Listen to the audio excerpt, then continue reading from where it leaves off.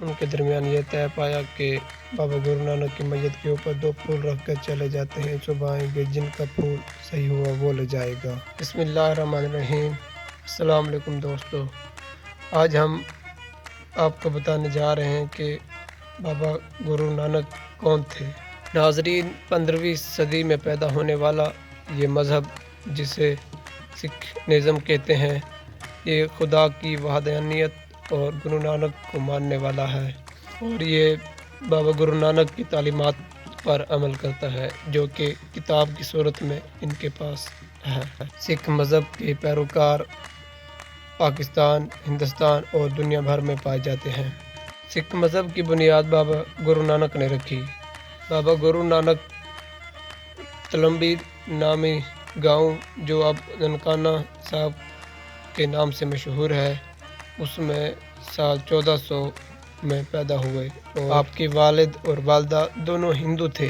بابا گرو نانک نے جب ہوش سنبھالی تو ان کو ایک ہندو استاد کے پاس حساب کتاب اور ایک مسلمان استاد کے پاس عربی اور فارسی کی تعلیمات پڑھنے کے لیے بھیجا، لیکن ان کا دھیان پڑھائی میں بہت کم ہی تھا۔ ناظرین، بابا گرو نانک حق کے متلاشی تھے اور مگر ان کے گھر والے ان کو عمومی کام کاج میں مشغول رکھنا چاہتے تھے۔ جب بابا گرو نانک کے اعتبار سے ان کے گھر والے مطمئن نہ ہوئے تو بابا گرو نانک کی انہوں نے شادی کر دی، کہ یہ سوچ کر کہ بابا گرو نانک شادی کے بعد شاید کام کاج کرنا شروع کر دیں۔ جب بابا گرو نانک کا دل کہیں نہیں لگا تو ان کے گھر والوں نے سلطان پور کے نواب کے گودام میں ان کو رسد کا حساب کتاب کرنے پر نوکری لگوا دی۔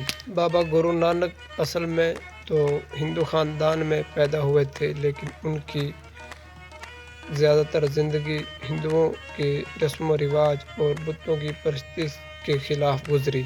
بابا گرو نانک نے اپنی زندگی میں بے شمار سفر کیے، جن میں بہت مشہور سفر مکہ مدینہ کا بھی ہے۔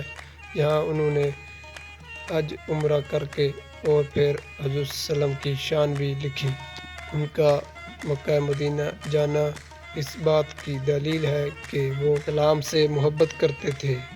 بابا گرو نانک کے بارے میں ڈاکٹر علامہ محمد اقبال کچھ یوں لکھ کر گئے ہیں کہ پھر اٹھی صدا توحید کی پنجاب سے، ہند کو جگایا ایک مرد کامل نے خواب سے۔ جب وہ اس دنیا فانی سے پردہ کر گئے تو ان کے میت کو لے کر مسلمانوں اور ہندوؤں کے درمیان میں جھگڑا ہو گیا اور ان کے درمیان یہ طے پایا کہ بابا گرو نانک کی میت کے اوپر 2 پھول رکھ کر چلے جاتے ہیں، صبح آئیں گے، جن کا پھول صحیح ہوا وہ لے جائے گا۔ ان کے میت کے اوپر 2 پھول رکھ کر چلے گئے اور صبح آئے تو دونوں پھول تھے، لیکن بابا گرو نانک کی میت نہیں تھی۔